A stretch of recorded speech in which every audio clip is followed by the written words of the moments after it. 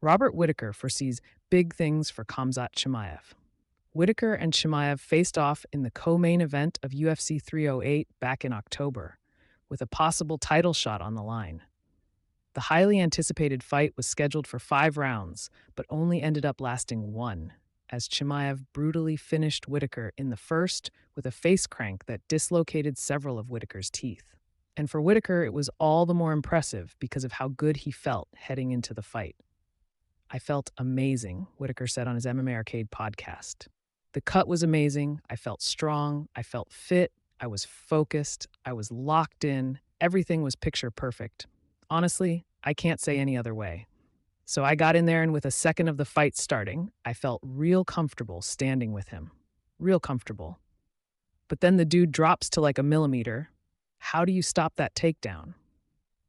Understandably, we did a lot of wrestling, we did a lot of stuff, but mate, it's so hard to replicate that sort of takedown, that sort of commitment, and props to him.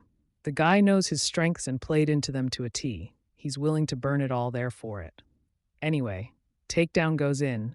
He ankle picks me off the fence," Whittaker continued.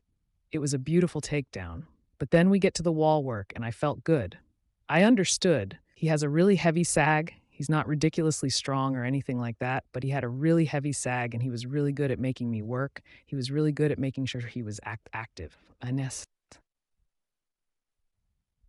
Even then, I knew that the squeeze that he was pushing on was going to be very hard to sustain that throughout the rounds. This was 5 rounds, right? And I could feel some of the space opening up later on.